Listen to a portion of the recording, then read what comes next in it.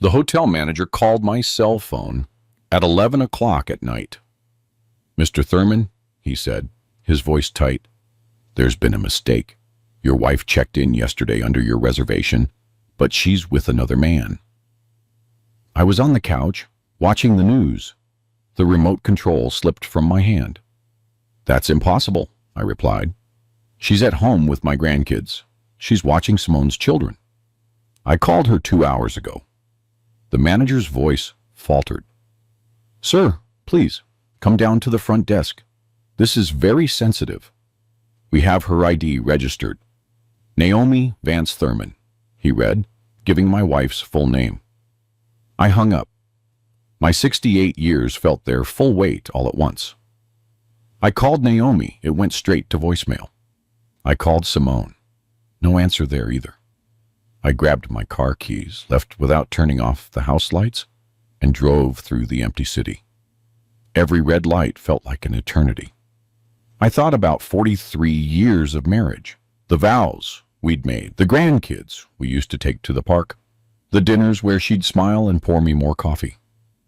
I also thought about the signs I'd ignored, the calls she cut short when I walked in, the trips she canceled because of headaches, the nights she said she was tired.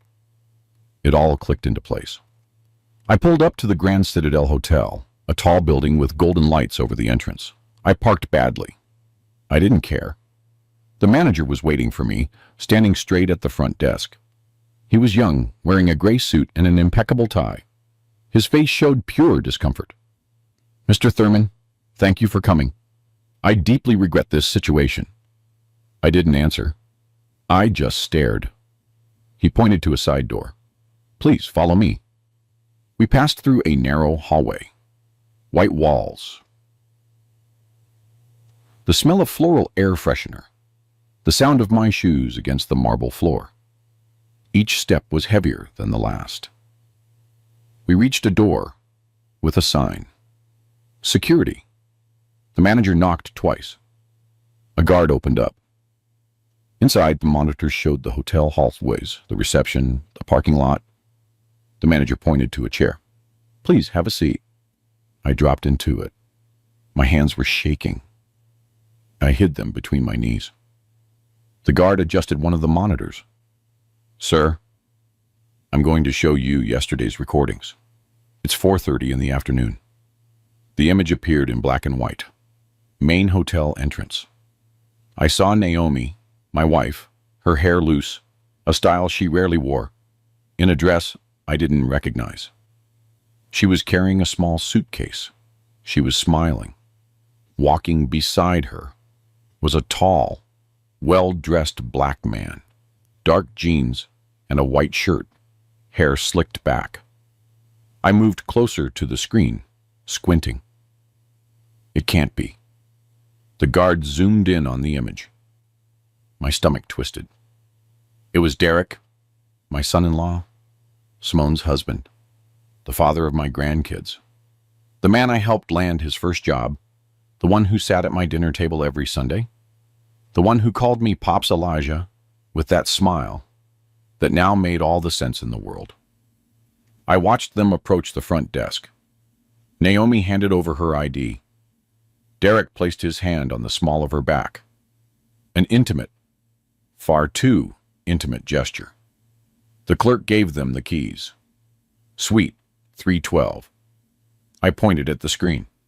"Fast forward the recording." The guard obeyed. I saw them enter the elevator. Naomi was laughing. Derek was whispering something in her ear. She was touching his arm. The elevator went up, the 3rd floor. They got out. They walked down the hall, holding hands, entered the room. The door closed behind them. I felt something break inside me. It wasn't just infidelity. It was the betrayal of two people I loved, two people I trusted blindly. I took a deep breath. "Manager," I said, my voice controlled. "I need to see more." He hesitated. "Sir, we don't have cameras inside the rooms, only in common areas." "I understand." Show me everything you have." For the next hour, I watched the recordings. I saw them leave the room at 7 o'clock at night. They went down to the hotel restaurant. They had dinner together. Red wine, laughter, toasts. They returned to the room at 9. They came out again at 11. They walked through the lobby, sat on the reception couches. Derek was carrying a folder, a thick brown folder. He opened it, showed papers to Naomi. She looked them over, nodded, pointed things out with her finger. He took out a pen, passed her a document. Naomi signed. Once, twice, 3 times. Derek put the papers away, closed the folder, kissed her on the cheek. She smiled. They got up, returned to the elevator. "Stop right there," I ordered. The guard froze the image. Derek and Naomi in the elevator. Her with that smile, him with that folder under his arm. "Can you enlarge that folder?" The guard adjusted the zoom. The image lost quality, but something was readable. A white label stuck on the cover, black lettering. It said, "Thurman Estate. Transfer." My blood ran cold. This wasn't just an affair. It wasn't just sex. It was something bigger, something planned, something that involved my estate. The houses I'd built, working since I was 20 years old. The apartments I'd rented out for decades. The savings I'd protected by denying myself luxuries. Everything was at stake. "Manager," I said, getting to my feet, "I need a copy of all these recordings." He nodded. "Of course, Mr. Thurman. You'll have them on a USB drive in 15 minutes. I also need to know if they're still at the hotel." The manager checked his computer. "Yes, sir. They're still registered. They haven't checked out. The room is paid for until tomorrow at noon." "Perfect. Don't tell them anything. Act as if this never happened." He looked at me with understanding. I completely understand. I left the security room, walked back to the lobby. My legs weren't shaking anymore. Now there was something else inside me. It wasn't just pain. It wasn't just rage. It was clarity. Cold. Precise. I sat on one of the lobby couches, the very same ones where they sat, where they signed those papers, where they planned to rob me. I pulled out my phone, searched my contacts, and found the name I needed. Marcus Stanton, my attorney for life. I dialed. He answered on the 3rd ring. "Elijah, what a surprise. It's almost 2 in the morning. Marcus, I need to see you first thing tomorrow. It's urgent." His voice changed. "Did something happen?" "Yes, something very serious. I'll see you at 8 in your office." I hung up. The manager returned with the USB drive. I took the small device. "Thank you. One last thing. That brown folder the man was carrying. If he leaves it in the room or brings it back to the lobby, I want to know immediately." The manager wrote something in a notepad. "Count on it, Mr. Thurman. You have my direct number." I left the hotel. The cold morning air hit my face. I got in my car. I put the USB drive in my shirt pocket, over my heart. The evidence, the first piece of the puzzle. I drove back home, slower this time. I needed to think. I needed to plan. I wasn't going to yell. I wasn't going to make a scene. I wasn't going to beg them to stop. I was going to destroy them. Silently, precisely. I arrived home. The lights were still on. I went inside. Everything was the same. Naomi's coffee cup on the table, her slippers next to the couch, our wedding photo on the mantel, 43 years. Lies. No, not everything was a lie. But now, everything was contaminated. I poured myself a glass of whiskey, downed it in one gulp, went up to the bedroom, lay down on the bed fully dressed, and stared at the ceiling. I couldn't sleep. I didn't want to sleep. I just thought. I calculated. At 6 o'clock in the morning, my phone rang. It was Naomi. "Good morning, my love. The kids are up now. Simone had to leave early. I think I'll stay here until the afternoon." Her voice sounded normal, sweet, a liar's voice. "That's fine," I replied. "See you later. Take care." I hung up. She didn't know that I knew. That was my advantage. The silence, the patience, the strategy. I showered, shaved, and got dressed in a suit. At 8 o'clock sharp, I was in Marcus's office. He greeted me with 2 cups of freshly brewed coffee. We had been working together for 30 years. He'd drafted my will, reviewed all my rental contracts, and helped me buy my first property with a loan that seemed impossible. "Elijah, you look terrible. What happened?" I sat across from his desk, took the USB drive out of my pocket, and placed the device on the dark wooden table. "I need you to see this, but be prepared. It's heavy." Marcus plugged the drive into his computer, opened the files, and began watching the recordings. His expression changed from curiosity to surprise, from surprise to indignation. I watched him clench his fists as he saw Naomi and Derek entering the hotel. How he shook his head when he saw them signing papers.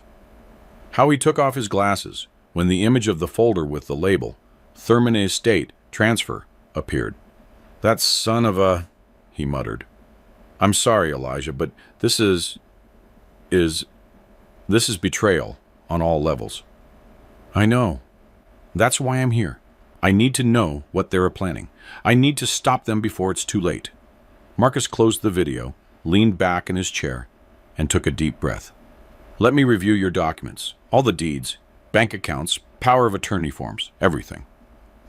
We spent the next 3 hours reviewing my estate. Marcus opened folders, read contracts, verified signatures, called the bank, called the notary, called the county recorder's office. Each call made me more nervous. Each minute of silence while he read was an eternity. Finally, Marcus looked up. "Elijah, I have bad news. 3 weeks ago, Naomi presented a power of attorney in your name. She used it to initiate transfer procedures for 2 of your properties, the condo in downtown Atlanta and the beach house on Hilton Head Island, South Carolina."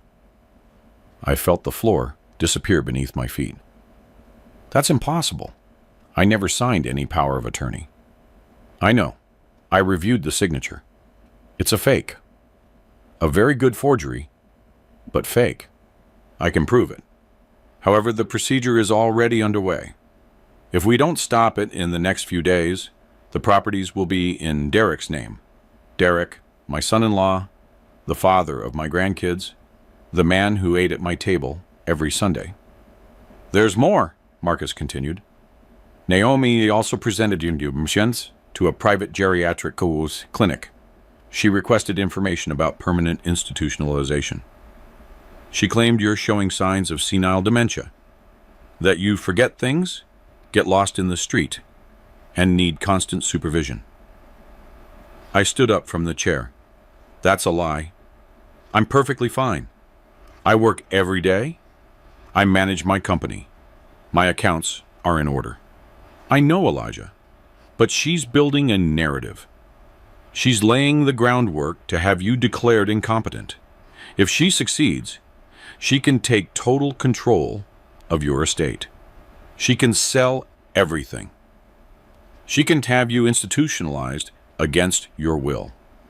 The rage I felt at that moment was different from anything I had experienced before. It wasn't explosive. It was cold, calculated, deadly. "What do I need to do?" Marcus took out a notepad and started writing. "First, we're going to cancel that fake power of attorney. I'll handle that today. Second, we're going to freeze all movement on your properties. No transfer will be completed. Third, you need to go to a doctor, a certified geriatrician, to get a full evaluation and document that you are in full mental capacity. I nodded. Go on. Fourth, you need evidence of everything. Beyond these videos, you need documents, audio recordings, messages, emails, anything that proves the conspiracy. How do I get that? Marcus looked at me seriously. You have to act normal, as if you know nothing. You have to stick to your routine. Talk to Naomi, as always. But in the meantime, you observe, you listen, you document everything. It's like being a spy in my own house. Exactly. And I know it's hard, but it's the only way to protect yourself. If you confront Naomi now, she'll get alerted. She'll hide everything. She'll accelerate her plans. She might even institutionalize you immediately, claiming you had a violent episode. I swallowed. I never imagined my life would come to this. No one does, Elijah. But now, you have to be smarter than them, more patient, more strategic. I left Marcus's office with a to-do list. First, I went to Dr. Kenneth Powell, a renowned geriatrician who worked at Midtown Medical Center. I explained the situation. He understood immediately. He ran tests on me for 4 hours: memory, reasoning, coordination, cognitive analysis. At the end, he handed me a full report. Mr. Thurman, you are in perfect mental condition. Your cognitive capacity is above average for your age. There are no signs of dementia, Alzheimer's, or neurological deterioration. This document officially certifies it. I put the report in an envelope, the second piece of the puzzle. Then I went to the bank. I asked to speak to the manager, showed him my ID, and requested the full history of movements for all my accounts for the last 6 months. The manager printed the documents. I reviewed each page. I found withdrawals I didn't recognize. Some transfers to accounts I had never authorized. Small amounts.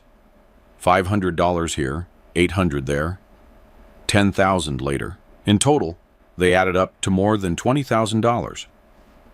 Mr. Thurman, these transfers were authorized with your personal key. I never authorized these movements. I need certified copies of each one with the date, time, and destination, account number. The manager looked concerned. Of course. I'm also going to change all your access passwords immediately, and I'm activating a security alert on all your accounts. Perfect. And I need to know whose name the destination accounts are in. The manager checked his computer. All 3 accounts are in the name of Derek Kincaid, my son-in-law. Everything led back to him again. I returned home at 6 o'clock in the evening. Naomi was in the kitchen preparing dinner. She was wearing the apron I bought her for our 40th anniversary. She smiled as she chopped vegetables. Hey, love, how was your day? I looked at her. This woman with whom I had shared 43 years, with whom I had 2 children, with whom I'd built a life. Now, she was a stranger, an enemy, a thief. But I smiled. I acted normal.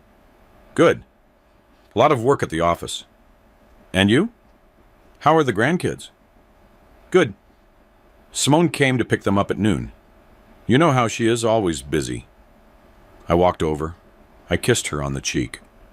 Her perfume was the same as always, but now it made me nauseous. I'm going to take a shower before dinner.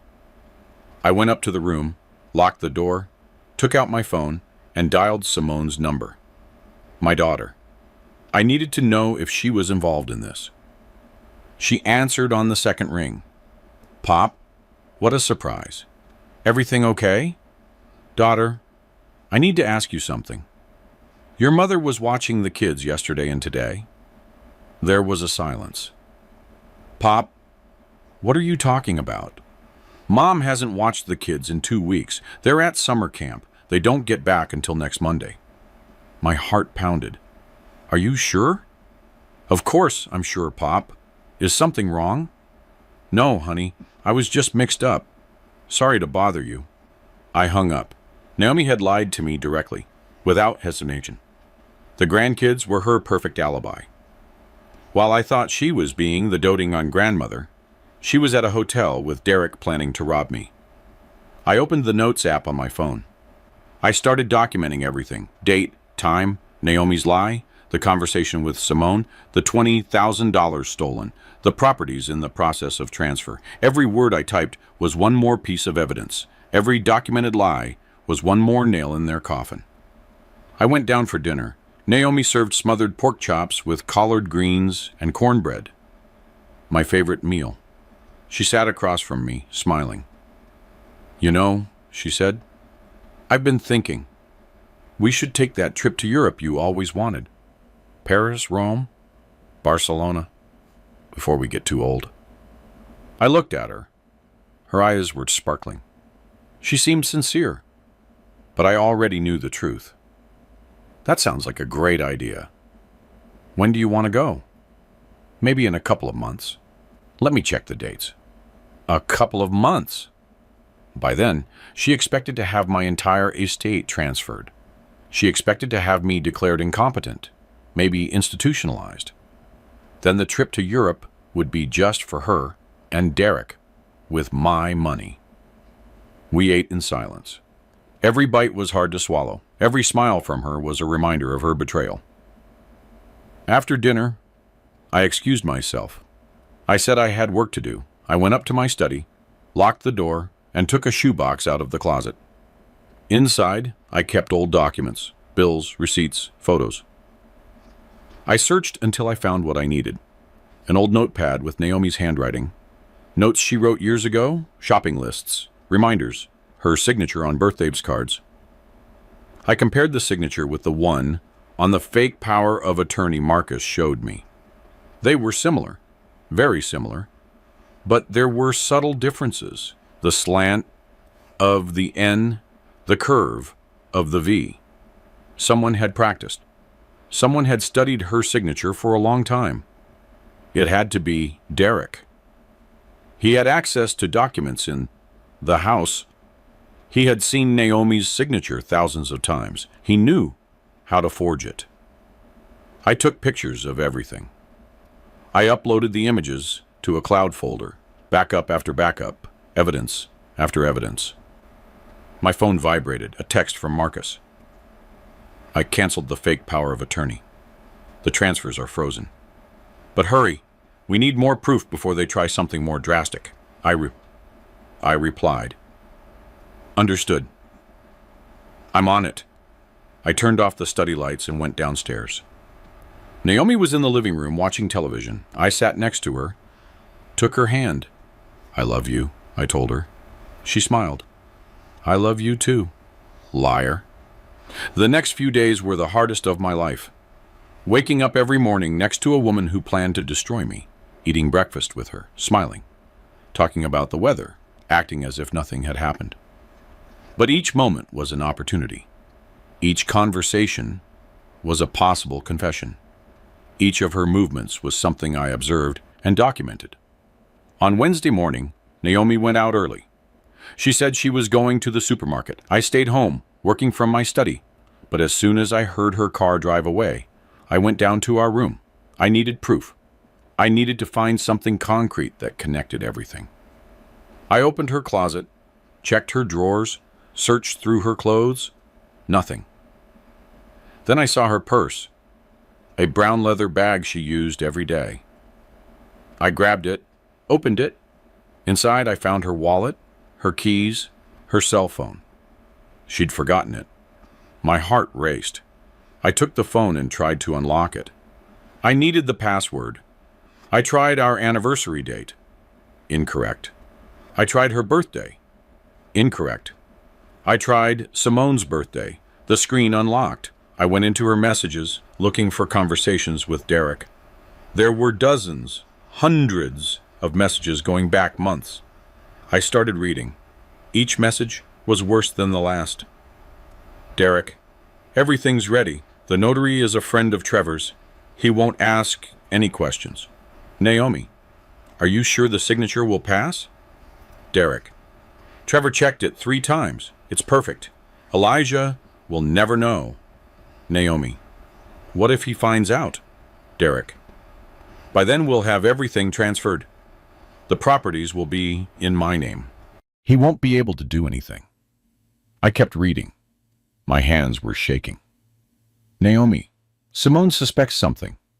Yesterday she asked me why I'm so distracted. Derek. Don't tell her anything yet. Once we have everything secured, we'll explain. She'll understand. It's for the good of the family. Naomi. What if she doesn't understand? Derek. She'll understand. We're her parents. She always supports us. Her parents. Derek was referring to them as Simone's parents, as if he were replacing me, as if I were already dead. I looked for older messages. I found one from 2 months ago. Derek. I spoke to the director of the Serenity Pines retirement community. They have space available. $45,000 a year. Once Elijah is institutionalized, we'll have full access to his accounts. Naomi. I don't know if I can do that. Institutionalizing him is too cruel. Derek. Naomi, think about us. Think about our future. Elijah is old. He's lived his life. Now it's our turn to live ours. Naomi. You're right. I'm sorry. Sometimes I get sentimental. Derek. I know, my love, but you have to be strong. This is for our own good. My love. He called her my love. I felt like I was going to throw up. I took screenshots of every message, one by one. Dozens of conversations. Irrefutable evidence of the conspiracy. Then I checked her emails. I found messages from Trevor, the attorney Derek mentioned, attached with legal documents, contracts, power of attorney forms, transfer requests. Everything was there. The whole plan, every step that they had taken, every lie they had constructed. I downloaded everything. I sent it to my personal email, uploaded it to the cloud. I made copies of the copies. I heard a car pull into the driveway. Naomi was back. I quickly put her phone back in her purse. I ran upstairs to my study. I sat down at the computer. I took a deep breath. Elijah, I'm home, she yelled from downstairs. Coming, I replied, my voice controlled. I went downstairs. Naomi was putting the groceries away in the kitchen. Bags from the supermarket on the table. Vegetables, fruit, bread. I'll help you. Thanks, love. I bought that imported cheese you like. That's thoughtful. We put the groceries away together. She talked about prices, about the people at the supermarket, about the traffic. Normal, mundane conversation. As if she wasn't planning to steal everything from me. In the afternoon, I received a call from Marcus. Elijah, I need you to come to the office. I found something important. I arrived an hour later. Marcus was waiting for me with a thick folder on his desk. I hired a private investigator. I asked him to follow Derek for the last 3 days. He opened the folder. Inside were photographs. Derek entering a bank. Derek meeting with a man in a coffee shop. Derek entering a real estate office.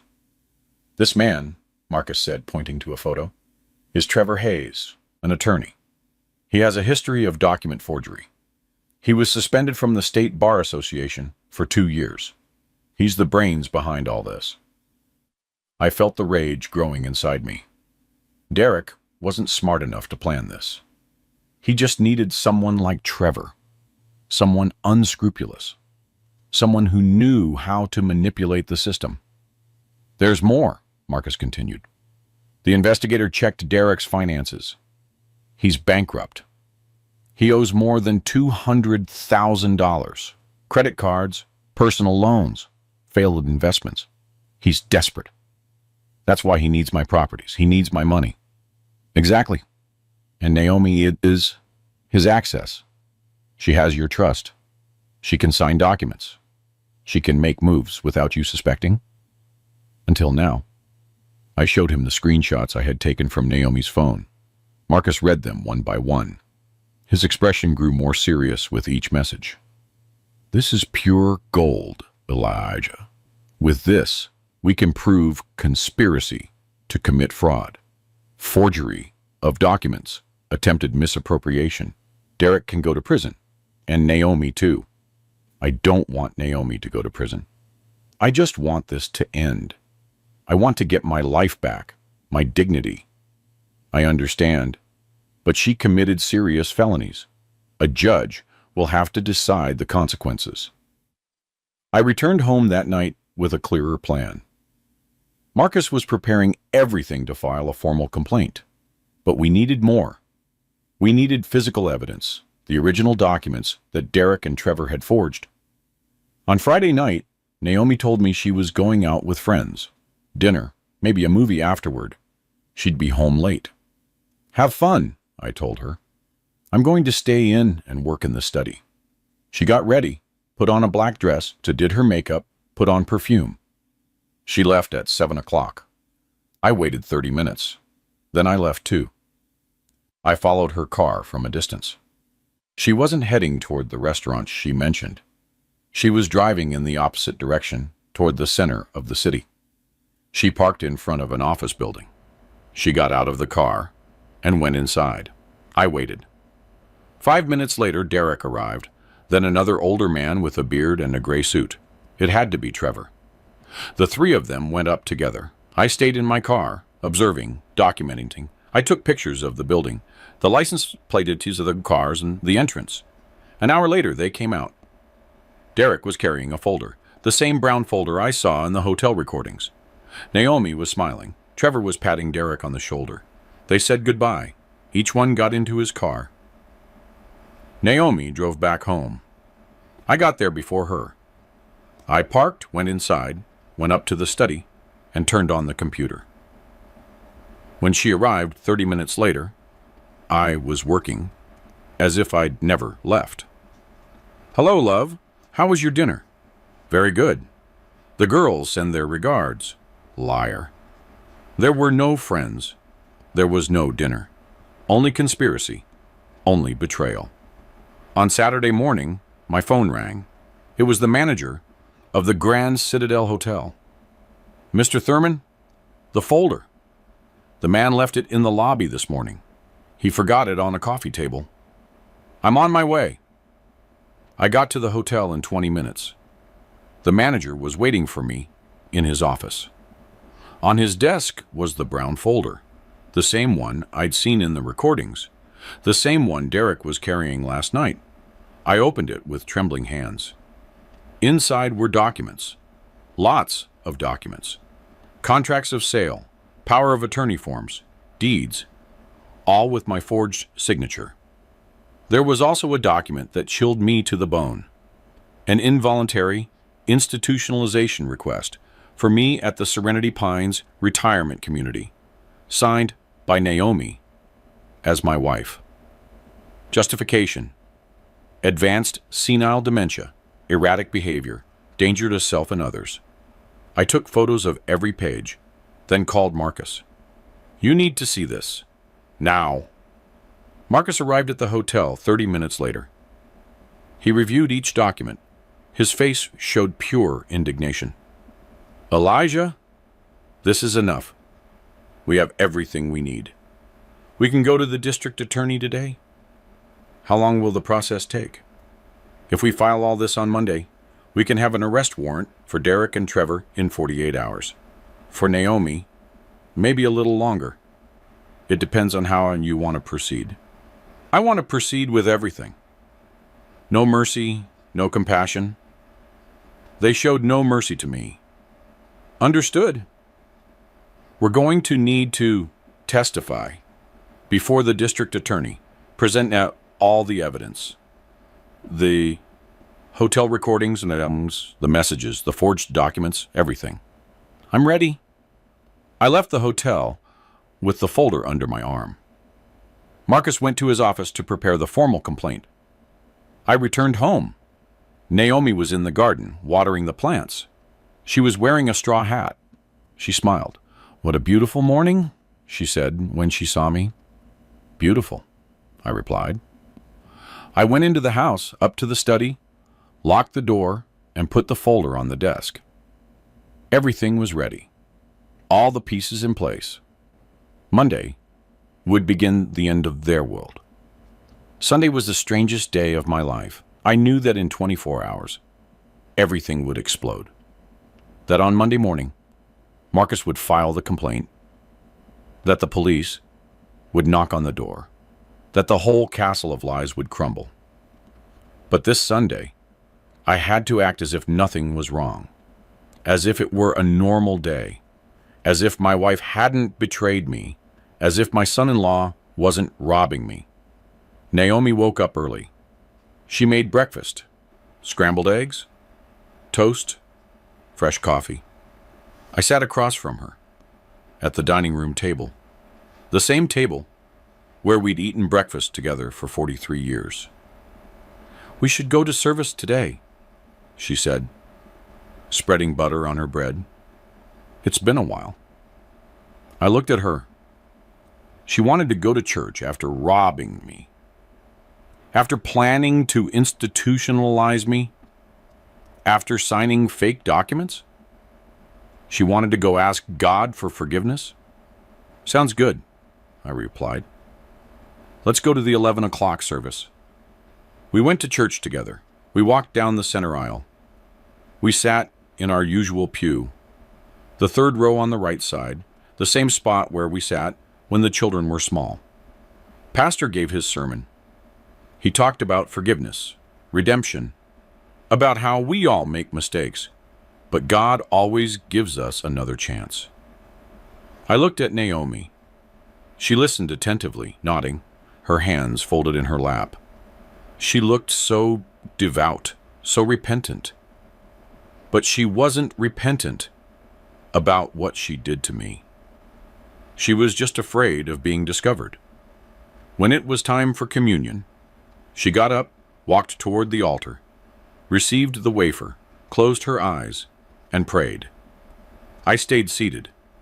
I couldn't take communion, not with the hatred I felt in my heart, not with the plans for revenge occupying my mind. After service, Naomi suggested we go out to eat. "There's a new restaurant downtown. They say the food is really good." "Let's go," I said. The restaurant was elegant. White tablecloths, candles on each table, soft background music. We sat by the window and ordered. She ordered salmon. I ordered steak. While we waited, Naomi took my hand across the table. "You know, Elijah, I've been thinking a lot lately about us, about our life together." My heart raced. She was going to confess. She was finally going to tell me the truth. "We've been through a lot," she continued.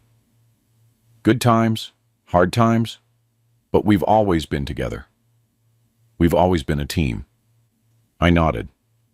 "Yes, always. I want you to know that I love you, that I've always loved you, that everything I do for us, for our family." Her eyes were sparkling. She seemed sincere, but I knew the truth. Everything she said was a lie. Every word was manipulation. Every gesture was theater. "I love you too." I lied. The food arrived. We ate in silence. She smiled now and then. I smiled too. Two actors in a play that no one else was watching. After eating, we returned home. Naomi lay down for a nap. I went up to the study. I reviewed all the evidence one more time. The hotel recordings, the phone messages, the forged documents, the brown folder. Everything was in order. Everything was backed up. Copies in the cloud, copies on the computer, copies on the USB drive I kept in my pocket. My phone vibrated. A text from Marcus. "All set for tomorrow. We file the complaint at 9 o'clock in the morning. The DA issues the arrest warrants at 10. Get ready," I replied. "I'm ready." That night, we had dinner together.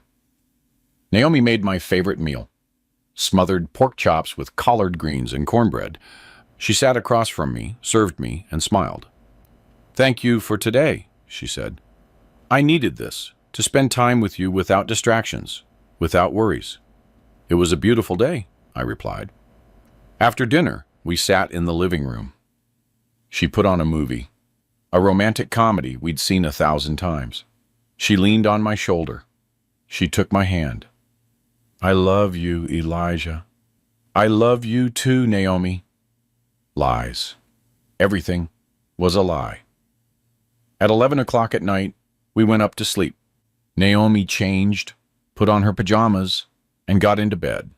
I stood by the window, looking at the empty street, the light from the street lamps, the trees, moving in the wind. Aren't you coming to sleep? She asked. In a moment. Just thinking. What are you thinking about? The future. What's coming? She laughed, always so philosophical. Come on, lie down. Tomorrow's another day. I lay down next to her, turned off the light, and closed my eyes. But I didn't sleep. I couldn't sleep.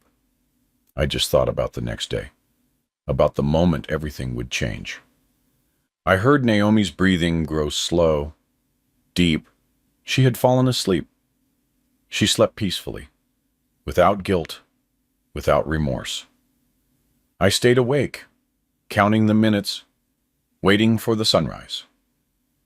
At 5 o'clock in the morning, I got up, showered, shaved, and put on my best suit.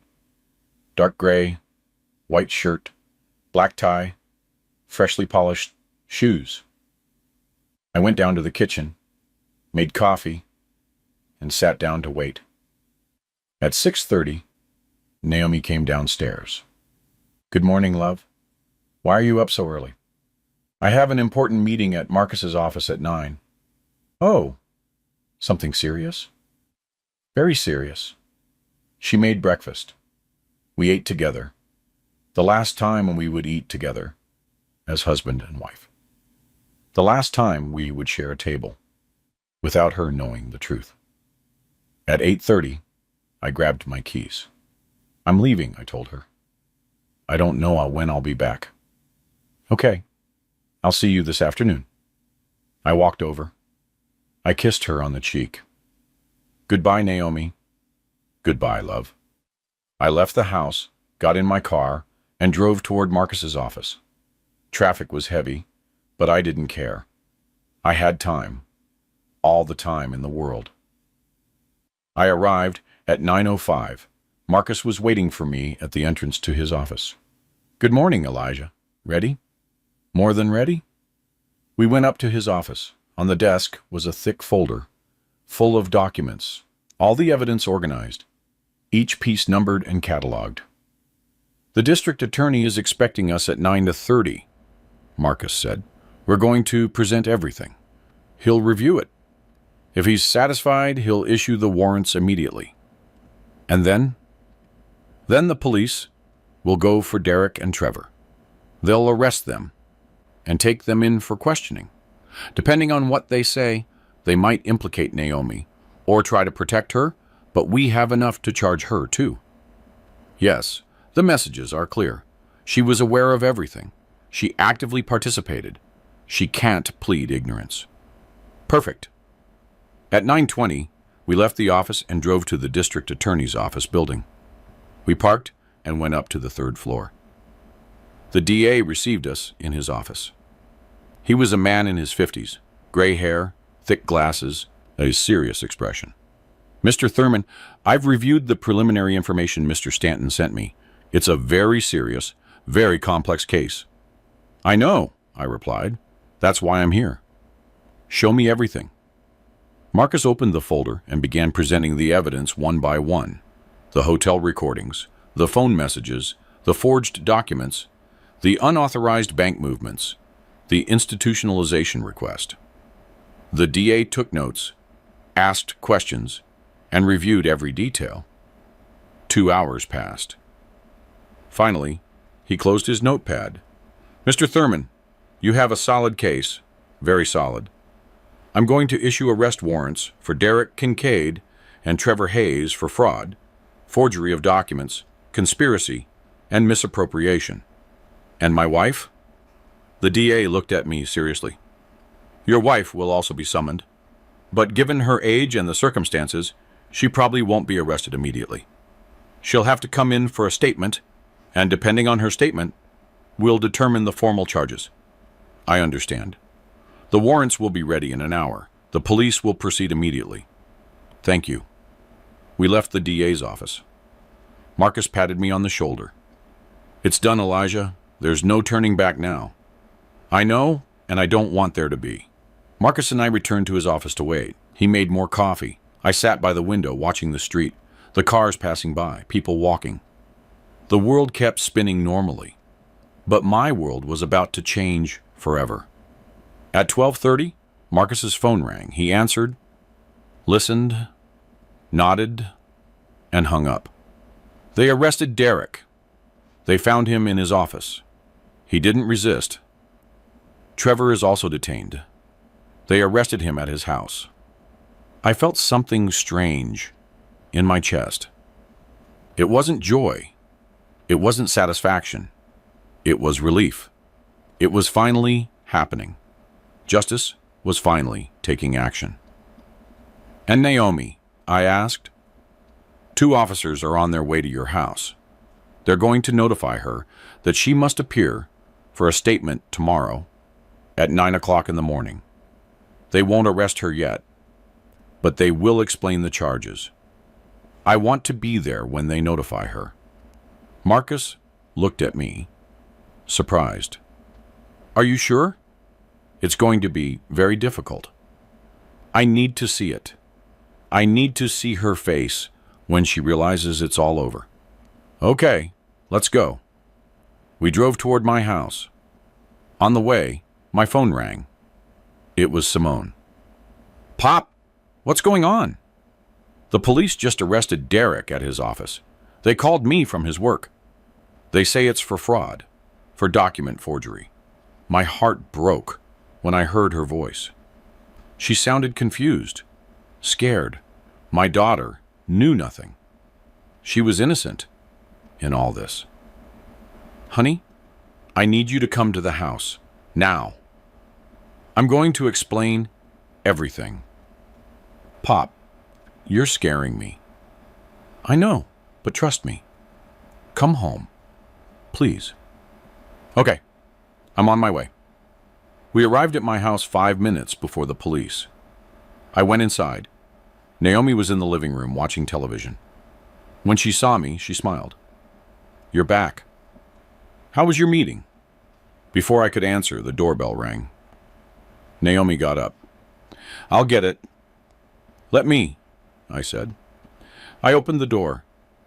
2 police officers were outside. A man and a woman. Immaculate uniforms, serious expressions. Good afternoon. We're looking for Naomi Vance Thurman. Naomi approached. That's me. Is something wrong? The officers stepped inside. Ma'am, we need to speak with you. It's about your husband, Mr. Elijah Thurman. Naomi looked at me, confused. Elijah? What's going on? The female officer took out some documents.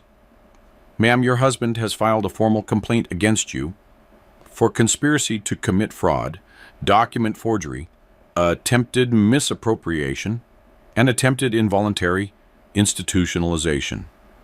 The color drained from Naomi's face. What? What are you talking about? Elijah, this is a joke. It's not a joke, Naomi. I know everything. The hotel, Derek, Trevor, the fake documents, the bank transfers, the plan to institutionalize me, everything. She backed away, shaking her head. No, you don't understand. I can explain. There's nothing left to explain. I have proof of everything. Recordings, messages, documents, everything. Naomi collapsed onto the couch. Her hands were shaking. She started to cry. Elijah, please, it was a mistake. I didn't want to hurt you. Derek convinced me. He said it was for our own good. Our good? Stealing my estate was for our own good. Institutionalizing me was for our own good. Forging my signature was for our own good. I love you. I've always loved you. If you loved me, you wouldn't have done this. If you loved me, you wouldn't have slept with my son-in-law. If you loved me, you wouldn't have signed documents to rob me. The officers watched the scene in silence. The female officer cleared her throat. Ma'am, you need to appear tomorrow at 9 o'clock in the morning at the district attorney's office to give a statement. If you don't appear, we will issue an arrest warrant for you. Naomi just cried, nodding without a word. At that moment, Simone burst through the door. She had used her key. Mom, Pop, what's going on? Why are there police here? Simone ran closer. She saw her mother crying. She saw me standing with a serious expression. She saw Marcus by the door. She saw the officers with their documents. Somebody explain to me what the hell is happening, she shouted. I walked over to my daughter. I took her hands. Honey, sit down. I need to tell you something very difficult. For the next hour, I explained everything to Simone. I showed her the hotel recordings. I showed her the messages between Naomi and Derek. I showed her the forged documents. I showed her the institutionalization request. Simone listened in silence. Tears streamed down her cheeks.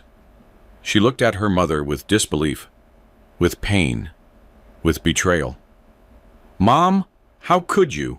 How could you do this to Pop? And with Derek, with my husband. Naomi tried to get closer. Honey, I'm so sorry. I didn't want you to find out this way. Simone moved away. Don't touch me. Don't ever touch me again. You disgust me. Both of you disgust me. She turned to me. Pop, I didn't know anything. You have to believe me. I would never have allowed this. I know, honey. I know. That's why I didn't tell you sooner. Because I knew you were innocent, that you had nothing to do with this. Simone fell into a chair. She covered her face with her hands. She sobbed. My life just got destroyed. My husband betrayed me. My mother betrayed me. I don't know who to trust anymore. I knelt in front of her. You can trust me. You can always trust me. I would never hurt you. I will always protect you. The officers prepared to leave. Mr. Thurman, remember, tomorrow at 9 o'clock. Don't miss it. They left. Marcus approached. Elijah, if you need anything, call me.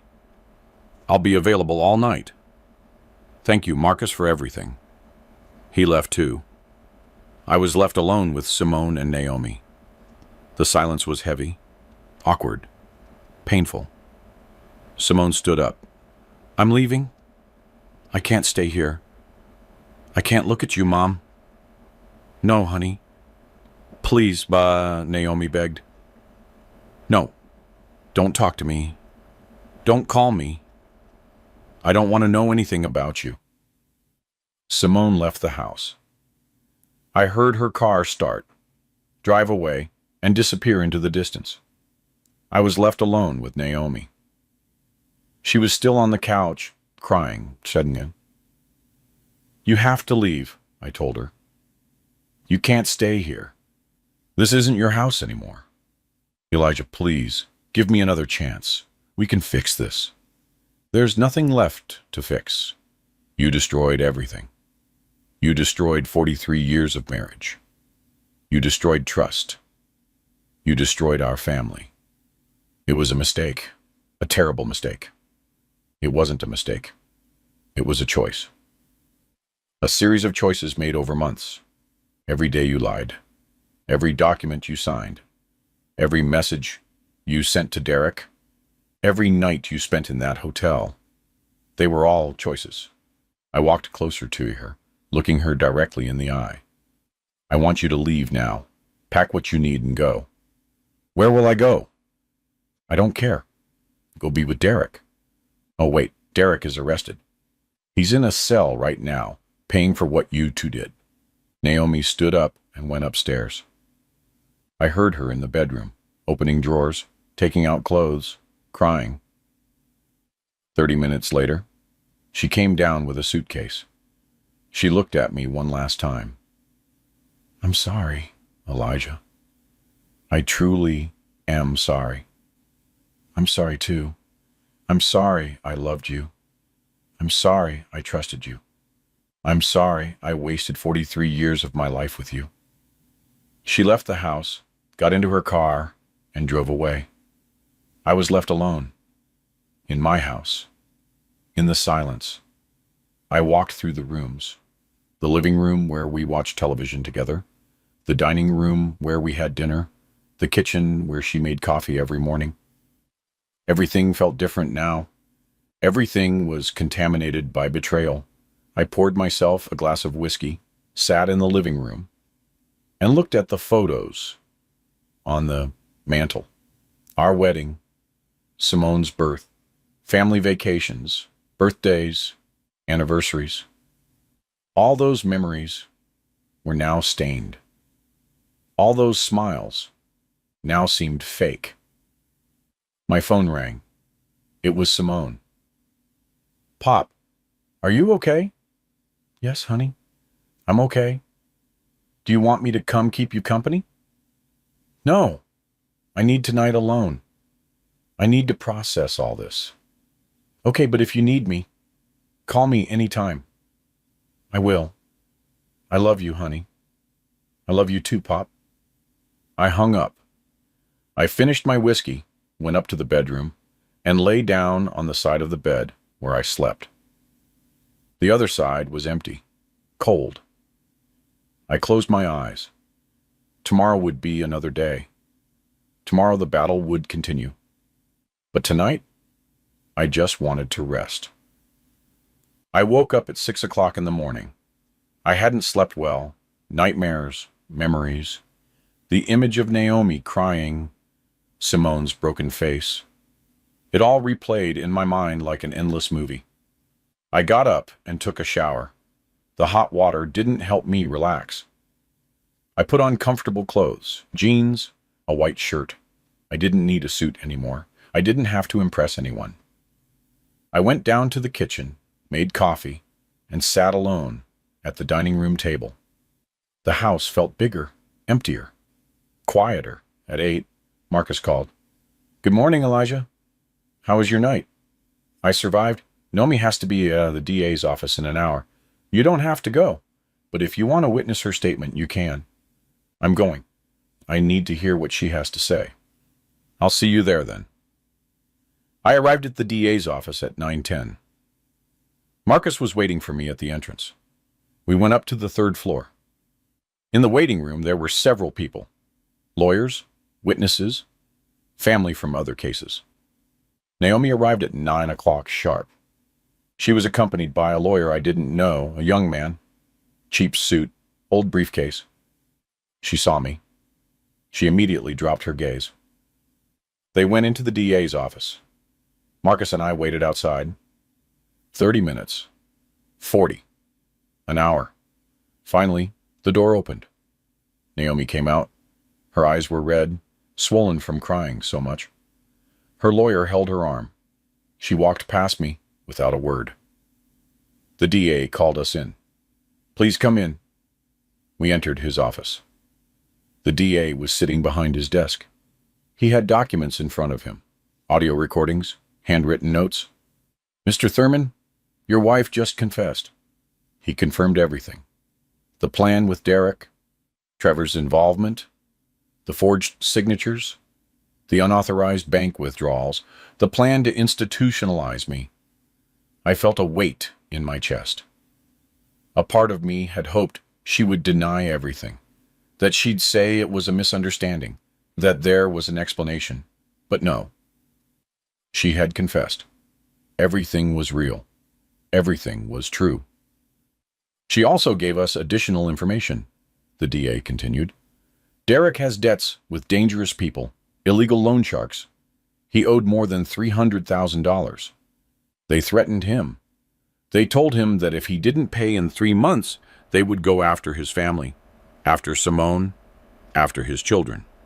So this was for money? To save his own skin? Basically, yes. Trevor proposed the plan. He told Derek that you were an older man with valuable properties, no direct male heirs, and that it would be easy to manipulate the documents, transfer everything, sell quickly, and pay off the debts. And Naomi agreed to participate because... The DA looked at me uncomfortably. Mr. Thurman, this is delicate. But your wife confessed that she has been in a relationship with Derek for 2 years. It began when you had that heart operation, when you were hospitalized for 3 weeks. 2 years. 2 years of lies. 2 years of betrayal. And I didn't know anything. I'm very sorry, the DA said. I know this is very painful. What are the formal charges against them?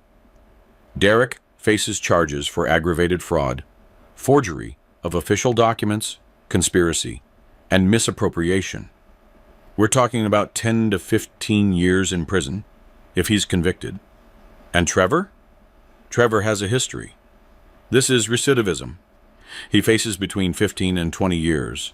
Plus, he'll be permanently suspended from the State Bar Association. And my wife?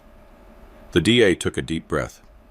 Naomi faces charges for complicity and fraud, document forgery, and conspiracy. However, her lawyer is negotiating. She is fully cooperating, giving names, details, a complete chronology of the facts. She wants a deal. What kind of deal?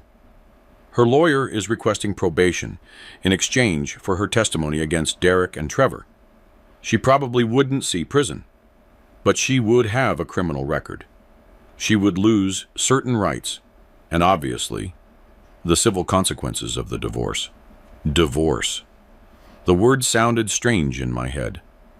43 years of marriage, ending in a government office with official papers, seals, and signatures. What do you recommend? I asked Marcus. Marcus adjusted his glasses. Elijah, legally speaking, Naomi's testimony is very valuable. It can guarantee that Derek and Trevor are convicted. Without her testimony, they could find loopholes and could reduce their sentences. So you're telling me to let Naomi go free? Not free. With a record, with probation, with restrictions, and obviously losing everything in the divorce, the house, the shared savings, the joint assets, everything. The DA nodded. Furthermore, Mr. Thurman, we can include a permanent restraining order in the agreement. Naomi will not be able to approach you. She won't be able to contact you. She won't be able to be within 500 feet of your home or workplace. I paused, thinking. A part of me wanted to see her in prison. I wanted her to pay for every lie, every betrayal, every night she spent with Derek while I slept, trusting her. But another part of me just wanted to be done with this. I wanted to close this chapter. I wanted to get my life back, my peace, my dignity. I accept the deal, I finally said. Let her testify against them. Let them be convicted. But I want an immediate divorce. I want the restraining order, and I want her to sign away any right to my estate. All of that can be arranged, the DA said. I'm going to draft the agreement. You'll have it ready tomorrow. One more thing, I added. Simone, my daughter. I want it made clear, in all documents, that she had nothing to do with this. That she is innocent. That she is a victim too. That's already documented, Mr. Thurman. Your daughter faces no charges, no investigation. She is completely clean. We left the DA's office. Marcus patted me on the shoulder. Elijah, you did the right thing. You made the right decision. It doesn't feel like the right decision. It feels like letting her escape. She's not escaping. She's going to carry this for the rest of her life. The criminal record, the shame, the family's rejection. The loss of everything you built together. Trust me. She's paying. We drove in silence. Marcus dropped me off at my house. I went inside. The house was still empty, still silent. I sat in the living room, took out my phone, and dialed Simone's number. I needed to talk to her. I needed her to know what was happening. "Pop," she answered. "How are you?" "Honey, I need to see you. Can you come over?" "I'm on my way." Simone arrived 30 minutes later. Her eyes were swollen. She looked tired, shattered. I opened the door. We hugged. She started to cry on my shoulder. "I can't take it anymore, Pop. It's too much. My husband, my mother, everything is falling apart." "I know, honey. I know. But you're going to get through this. You're going to be strong because you're my daughter, and Thurmans are strong." We sat in the living room. I told her everything that had happened at the DA's office. Naomi's confession, the deal I accepted, the divorce that was coming. Simone listened, sometimes nodding, sometimes crying. When I finished, she took my hand.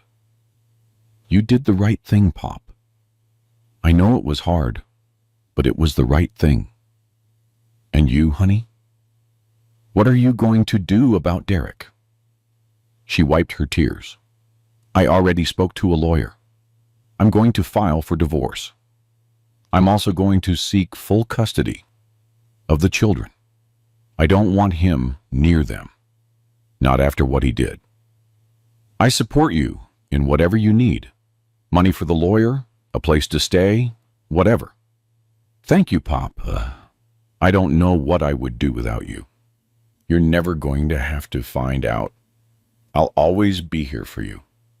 Simone stayed the rest of the day. We ordered food, watched television, and talked about simple things. The weather, the kids, her plans for the future. For the first time in weeks, I felt calm. Not happy, but calm. The storm was passing. The sun was starting to rise. The next few days passed in a blur of legal meetings, document signings, statements, and testimonies. Marcus guided me every step of the way, explaining every paper I signed, every legal consequence of my decisions. On Wednesday, Naomi formally testified against Derek and Trevor. I wasn't present. I didn't want to see her. I didn't want to hear her voice. Marcus kept me informed by phone. She did well, he told me. She was detailed, precise. She told everything from the beginning. How Derek seduced her 2 years ago. How he told her about his debts. How Trevor appeared with the plan. Every meeting they had. Every document they signed. That guarantees their conviction. With her testimony, they have no defense. They're going to prison. It's certain. On Thursday, I signed the divorce papers. Marcus had worked with Naomi's lawyer to prepare everything. She renounced any right to my estate. The properties stayed in my name. The bank accounts, the savings, the investments, everything. In exchange, I wouldn't file additional charges against her. I wouldn't seek economic compensation. I wouldn't pursue her legally, beyond the current criminal case. She signed without protesting. Her lawyer told me she was repentant, that she wanted to cooperate, that she just wanted this all to be over. I didn't care what she wanted, not anymore. On Friday afternoon, the DA called me. "Oh, Mr. Thurman, we have a date for Derek and Trevor's preliminary hearing. It will be next Tuesday. You must be present as the injured party." "I'll be there. I also want to inform you that we found more evidence during the investigation. Derek wasn't just planning to rob you. He had also forged documents for other clients of his company. He defrauded at least 3 other people, seniors like you, using the exact same method. That bastard was a professional at this." "That's right, and Trevor was his legal facilitator. They had been doing this for at least 5 years. You aren't their first victim, but thanks to your courage in reporting it, you're going to be their last. I'm glad something good came out of all this mess." I spent the weekend with Simone and my grandkids. She had temporarily moved into my house. She didn't want to be alone, in the apartment she shared with Derek. The kids didn't fully understand what was happening. They just knew Daddy wouldn't be home for a while. Pop, asked my older grandson Isaiah, a boy of 7. Why isn't Daddy coming to visit us? Your dad is busy with work, Simone replied before I could say anything. But you'll see him soon. A lie. Derek wouldn't see his children for a long time, maybe years, maybe until he got out of prison and they were already grown. We played in the yard, watched movies, and made popcorn. I tried to give them the normal childhood they deserved, protecting them from the chaos that we adults had created. Monday night, I couldn't sleep. Tomorrow would be the hearing. I would see Derek for the first time since his arrest. I would see Trevor. I would have to sit in the same room with them. Listen to the formal accusations, see the judge decide if there was enough evidence to take them to trial. I got up at 5 in the morning. I prepared carefully. Gray suit, white shirt, tie. I wanted to look strong, dignified, not like a victim, but like a survivor. Marcus picked me up at 8. We drove in silence toward the courthouse. Traffic was heavy. We arrived 15 minutes early. The courtroom was large. Wooden benches, a high bench where the judge would sit. On one side, the prosecutor's table. On the other, the defense tables. We sat in the first row behind the prosecutor. Other people began to arrive. Journalists, onlookers, family members of other victims Derek had defrauded. At 9 they brought in Derek. He walked in handcuffs. He was wearing an orange prison uniform. He looked haggard, with dark circles under his eyes. He had lost weight. His hair was messy. He was no longer the confident, smiling man who sat at my table every Sunday. Our eyes met for a second. He immediately looked away. Shame, or maybe fear. I don't know. I didn't care. Minutes later, they brought in Trevor, also handcuffed, in an orange uniform. He looked calmer, more calculated, as if he were planning his defense, looking for legal loopholes. The judge entered. We all stood up. She was a woman in her 60s. White hair pulled back in a bun, glasses, a serious but fair expression. Good morning. You may be seated. We will proceed with the preliminary hearing in the case of the state versus Derek Kincaid and Trevor Hayes. Prosecutor, present your charges. The prosecutor stood up. Your Honor, the state accuses Mr. Kincaid and Mr. Hayes of the following crimes: aggravated fraud, forgery of official documents, conspiracy to commit fraud, misappropriation, and attempted unlawful confinement. He continued for 10 minutes, explaining each charge, each crime, each victim, not just me, but 3 other seniors who had lost properties, money, and lifetime savings. Defense attorney, do you have anything to say? Derek's attorney stood up. He was an older man with experience. Your Honor, my client pleads not guilty to all charges. We assert that he was manipulated by Mr. Hayes, who is the true mastermind behind these alleged crimes. Trevor's attorney also stood up, younger, more aggressive. Your Honor, my client also pleads not guilty. We maintain that the evidence is circumstantial, that there is no direct proof of his participation in these acts. The judge looked at them with skepticism. Prosecutor, present your evidence. Over the next 2 hours, the prosecutor presented everything. The hotel recordings, the messages between Naomi and Derek, the forged documents with analysis from a graphology expert, the bank statements showing the illegal transfers. He also presented Naomi's written testimony and evidence from the other victims. A 72-year-old man who lost his house, a 68-year-old woman who lost her grandkids' college savings, another elderly couple who almost ended up on the street. All followed the same pattern. Derek gained their trust. Trevor prepared the fake documents. They transferred properties, emptied accounts, and disappeared before the victims realized. The courtroom was silent. Even the journalist had stopped taking notes. They only listened, horrified by the magnitude of the crimes. Finally, the judge spoke. I have heard enough. There is more than sufficient evidence to proceed to trial. The defendants will remain detained without bond. They represent a danger to society. There is a risk of flight. The trial date will be in 60 days. She hit her gavel. Hearing adjourned, the guards took Derek and Trevor away. Derek turned to look at me one last time. This time, he didn't look away. He looked straight at me. His eyes said something. I'm not sure if it was regret or simply hatred for having discovered him. I didn't care. He had dug his own grave. Now, he would have to lie in it. We left the court. Journalists surrounded us. Mr. Thurman? Mr. Thurman? How do you feel? Do you have a statement? Marcus pushed them aside. No comment.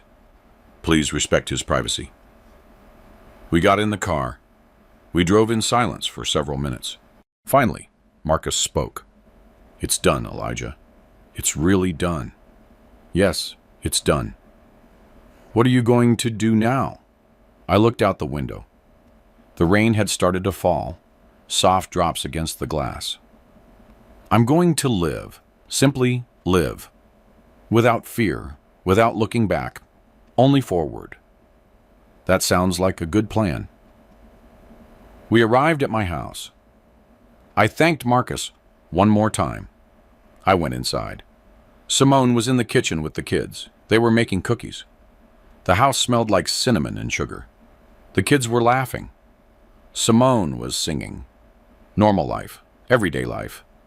Life without betrayal, without lies, without conspiracy. I joined them. I helped decorate the cookies. The kids smeared flour on my face. Simone took photos. We laughed together.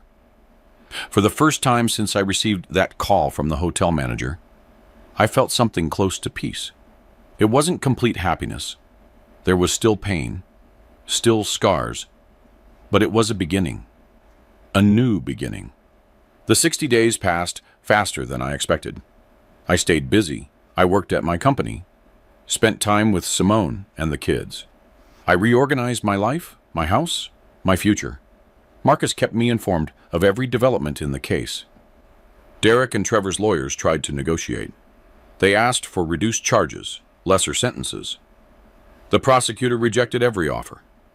The evidence was too solid, the crimes too serious, the victims too many. A week before the trial, Simone finally signed her divorce papers. Derek didn't protest. From jail, he signed all of the papers. He gave up custody of the children. He accepted all the conditions. He had no choice. He knew he had lost everything.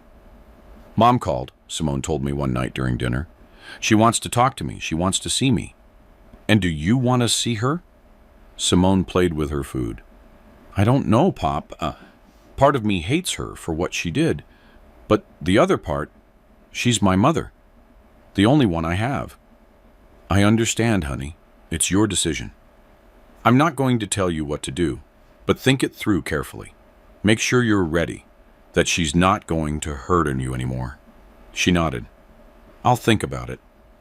2 days later, Simone went to see Naomi. They met at a coffee shop. They talked for 2 hours. When Simone returned, she had been crying, but she also looked lighter, as if a weight had been lifted from her shoulders. How did it go? I asked. It was difficult. She apologized. She cried a lot. She explained that she felt lonely, that she felt her life had lost meaning, that Derek made her feel young again. Special. Those are excuses, not justifications. I know. And I told her. I told her that what she did was unforgivable, that she destroyed our family, that she hurt you deeply, that she hurt me. What did she say? She said I'm right, that she doesn't expect forgiveness, that she just hopes that one day I can find peace, and that you can too. I sighed. Your mother always knew how to say the right words, even when her actions were completely wrong. Finally, the day of the trial arrived. It was a Monday. The sky was gray. It looked like rain. I wound to the court early. The courtroom was full, fuller than at the preliminary hearing. Journalists, television cameras, Derek and Trevor's other victims, their families, onlookers who had followed the case in the news. I sat in my usual spot, the first row behind the prosecutor. Marcus was next to me. Simone decided not to come. She didn't want to see Derek. She didn't want to relive the pain. The judge entered. We all stood up. The trial began. For 3 days, the prosecutor presented his case. He called witnesses, document experts, banking specialists. The other victims testified through tears about how they had lost everything.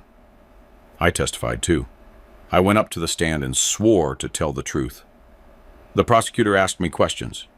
I told him my entire story, from the call, from the hotel manager to the moment I discovered the full plan. Derek's lawyer cross-examined me afterward. He tried to discredit me. He suggested that I had misinterpreted the situation, that perhaps Naomi and Derek were just friends, that the documents could be an administrative error. I looked directly at him. Mr. Attorney, I am 68 years old. I have worked 45 years of my life. I have built an estate honestly. I know the difference between an administrative error and a conspiracy to rob me of everything. I am not a confused old man. I am a man who almost lost everything because of your client. The courtroom applauded. The judge hit her gavel. Order! Order in the court! The lawyer asked no more questions. On the 4th day, the defense presented its case. Derek testified. He said that Trevor had manipulated him, that he really loved Naomi, that he never wanted to hurt anyone, that he was just desperate because of his debts. The prosecutor tore him apart in the cross-examination. He showed him the messages with Naomi, where they planned every step, the documents he himself had signed, the bank transfers that only he had authorized. Derek had no answers, only excuses, only fake tears. Trevor didn't even testify. His lawyer said he invoked his right to remain silent. He knew that anything he said would only sink him deeper. On the 5th day, the lawyers presented their final arguments. The prosecutor was forceful. These men are predators, hunters of vulnerable seniors. They destroyed lives. They stole lifetime savings. They planned to institutionalize healthy people just to steal their properties. They deserve the maximum punishment the law allows. The defense attorneys asked for clemency. They talked about the defendants' families, their regrets, their chances of rehabilitation. The judge listened to everything. She took notes. Finally, she spoke. I have heard all the testimonies. I have reviewed all the evidence. This is a clear case of systematic and premeditated fraud. The defendants operated with malicious intent, without remorse for years. She paused. The courtroom was in complete silence. I find Derek Kincaid guilty of all charges. I sentence him to 14 years in prison, without possibility of parole for the first 7 years. Furthermore, he must pay full restitution to all victims. Derek collapsed in his chair. His lawyer supported him. Some journalists ran out to report the news. I find Trevor Hayes guilty of all charges, the judge continued. Given his recidivism and his role as the intellectual facilitator of these crimes, I sentence him to 19 years in prison, without possibility of parole for the first 10 years. He must also pay restitution and is permanently suspended from the practice of law. Trevor showed no emotion. He just looked forward, cold and calculating until the end. Furthermore, she ordered, both defendants are prohibited from contacting any of their victims or family members for life. Any violation of this order will result in additional charges. She hit her gavel. The session is adjourned. The guards took Derek and Trevor away. Derek was crying. Trevor walked upright as if he still had dignity.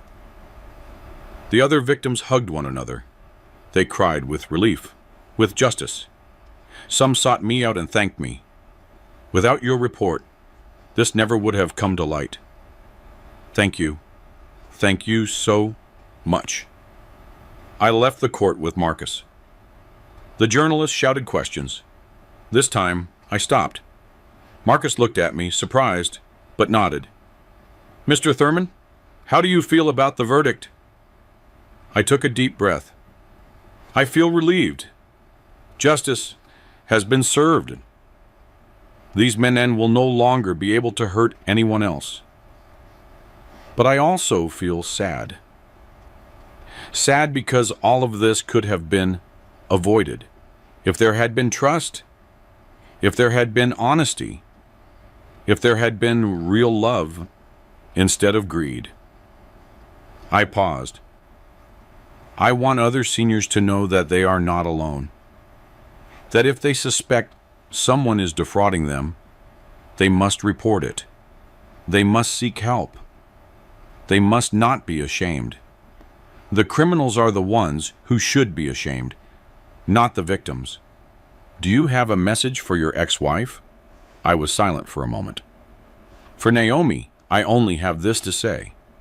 I hope you find peace one day. I hope you use this time to reflect on your decisions. And I hope no one ever has to go through what you put me through. That was all. Marcus and I walked to the parking lot, got in the car, and drove in silence. Finally, Marcus spoke. It's over, Elijah. It's really over. Yes, it's over. What are you going to do now? I looked out the window. The rain had started to fall, gentle drops against the glass. I'm going to live, simply live, without fear, without looking back, only forward. That sounds like a good plan. We arrived at my house. I thanked Marcus one more time. I went inside. Simone was waiting for me. The kids ran to hug me. Pop, how did it go?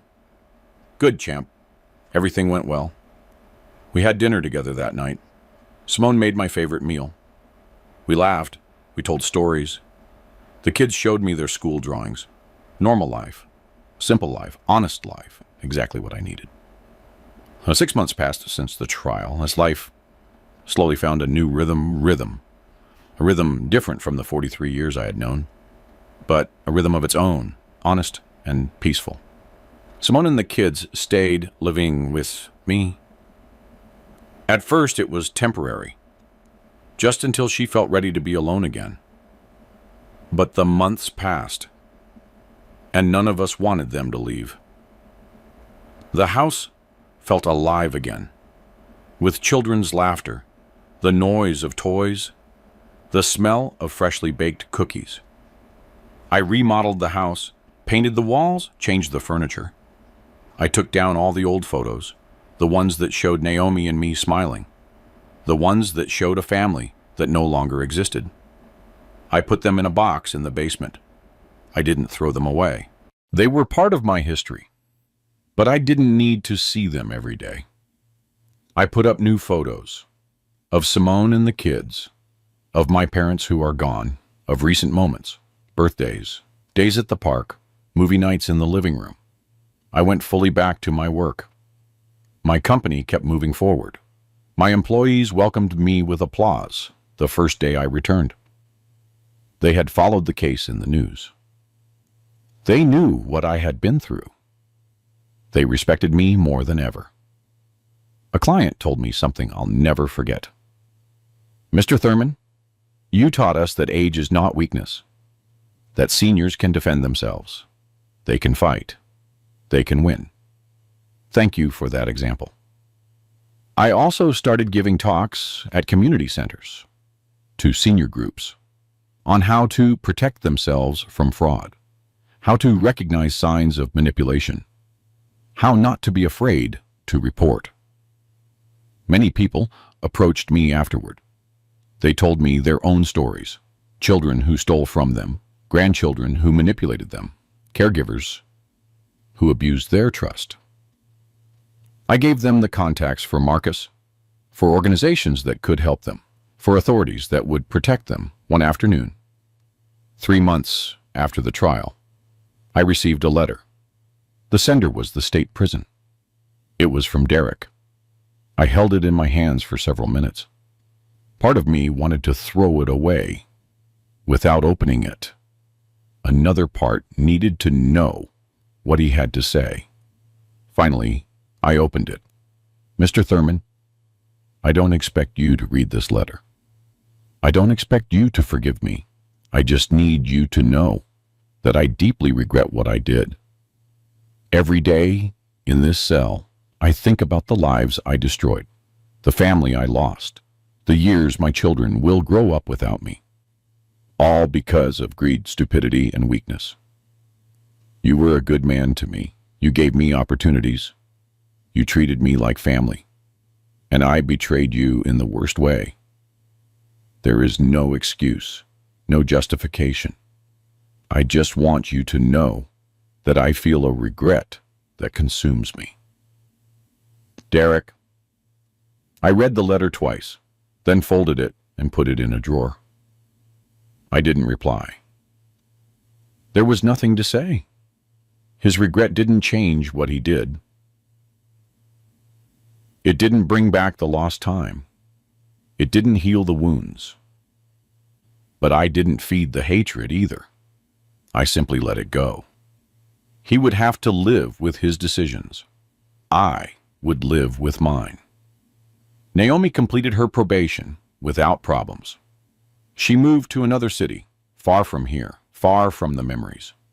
Simone visited her twice. They said they needed to close cycles, to heal together whatever they could heal.